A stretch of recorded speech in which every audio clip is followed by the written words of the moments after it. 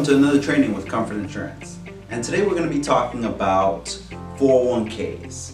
Now, there's two different types of 401ks. There's a traditional 401k and there's a Roth 401k, all right? Now, there's also something that occurs in specific 401ks, not in every single one. Not every company offers a match. That's what it's called, a match. And what happens when somebody or a company matches you means that, let's say, if you put in $10, they'll match you 50%. So that means that you put in 10 and they'll put in 5. They'll put in 50% of whatever you put into your 401k. All right. So the reason why I want to touch this subject is, number one, to find out why 401ks were created, and number two is when 401ks were created. Now, I do want you to keep this in mind. At this moment, right now, we're at historically low tax brackets. Never in the history of the United States have taxes been so low. So keep that in mind. Now, with that, I want to jump straight into this specific subject. Now, I want you to understand that traditional 401ks, you will pay taxes. They're tax deferred. So what that means is that you won't pay taxes until the end, all right? So with that said, I want you to understand that, for example, the $50 or the $100 that you're putting in every single paycheck, you're not going to tax it until you take that money out, when it's time to retrieve the money from that 401k. Okay? So traditional 401ks are taxable, just that they're tax deferred. Okay, you pay taxes on the back end, not in the front. Now, Roth 401ks, you don't pay any taxes in them because you're actually going to put your money in after taxes. Okay, so you put your money in, but since they already taxed it before you put your money in, all the growth is not taxed. Simple as that. All right. Now, where the good stuff happens is when the company starts matching you. Okay. So when the company or your employer starts matching you, that's when you see, very positive gains in that 401k, regardless if it's traditional or Roth. Now, you know the differences. Traditional, you'll pay taxes on it on the back end, and Roth, you won't pay taxes because you already paid prior to inputting that money into the account. Now, I want you to know at what time or at what point in time in history these 401ks were created. And it was when taxation was a ginormous problem in the United States. Okay, so taxation was a huge problem in the 50s, and it was also a problem in the 70s. Now, 401ks were created in 1978. All right, so let's start with that. In 1978, taxation was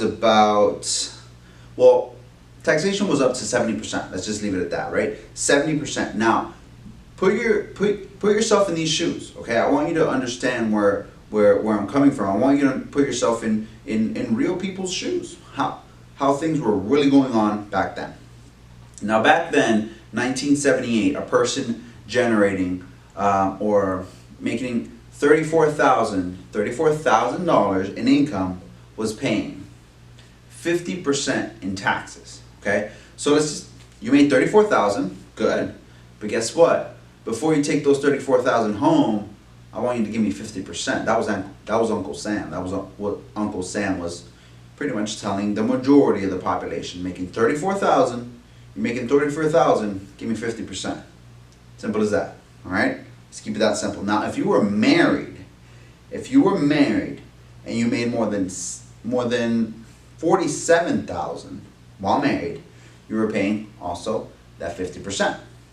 And I want you to understand that back then, okay, yeah, 47,000 or even 34,000 may have been, I would say, median income. I could say maybe high median income, because we're talking about 1978. So okay, it was maybe good money. Now, let's look at it at another point of view. Okay, what about all those individuals generating $100,000 in income back in 1978? Okay, now before I get into this, I want you to know or I want you to think about this for a second. Who makes the laws in this country, right? Who makes the laws in the country? The citizens, right? But who can make those laws come to reality fast? Lobbyists and individuals with a lot of, with a deep pocket. Let's just leave it at that, right? So in that moment, or at that time, any individual, or let's say if you were single and you were making $100,000 in income, you were paying, or you were taxed 70%. All right, you were taxed 70%. So you took 100,000. Let's say you made 100,000, and 70% of that goes to Uncle Sam in taxes. Simple as that.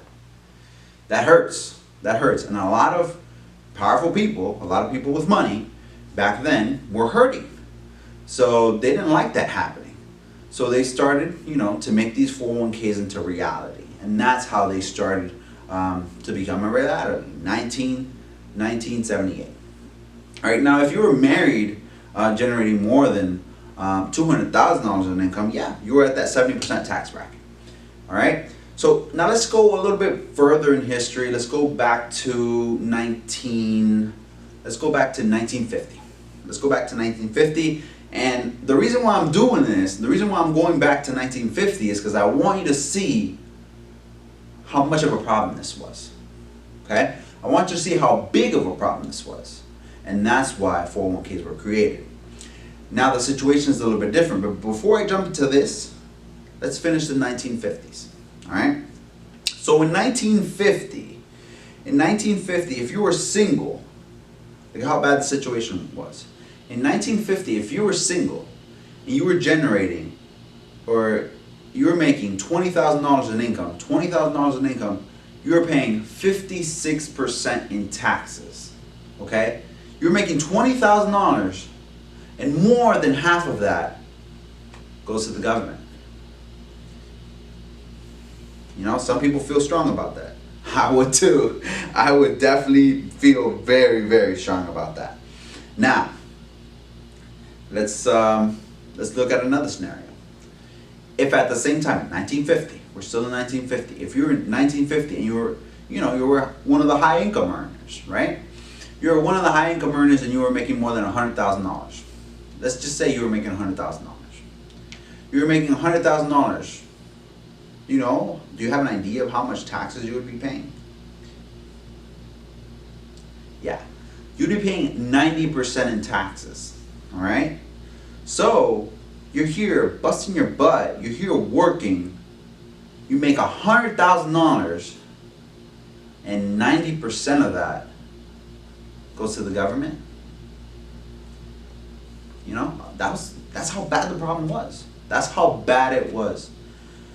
And that's why, after all this hurt, after all this pain, after all this money, 401ks were created. And now now times are different. Now taxation isn't a problem as it used to be. Taxation at the moment right now isn't, not that it's not much of a problem, but it's not how it was back in 1950. Not even back how it was in 1970s, 1978. Okay? So what I want you to understand, or what I want you to put into perspective, is that right now is the lowest tax bracket you're probably ever going to have. Okay? So if your tax bracket is the lowest right now, does it really make sense for you to defer it later, so you can pay taxes later, while you can pay taxes at a low tax percentage right now? So take that into consideration. Now, keep in mind that this isn't for everyone. Like, put yourself in the tax bracket right now, and measure yourself accordingly. Okay? Now, if they're matching you at work, or if they're offering a match to one of your clients through work, matches are always a bonus. So if it's free money, that could weigh into weigh in big into your decision. So keep in mind all this situation. And now the reason why I want you to understand why 401ks were created, when they were created, and for the reasons they were created is because right now, number one, the millennial population is a population that is worst prepared for retirement. Seriously.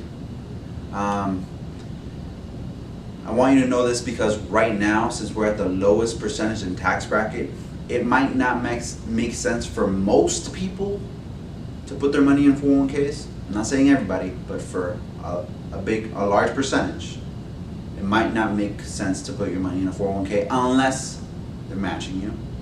All right? Take all these points into consideration. I'm not telling you what to do. I just want you to analyze the situation. All right?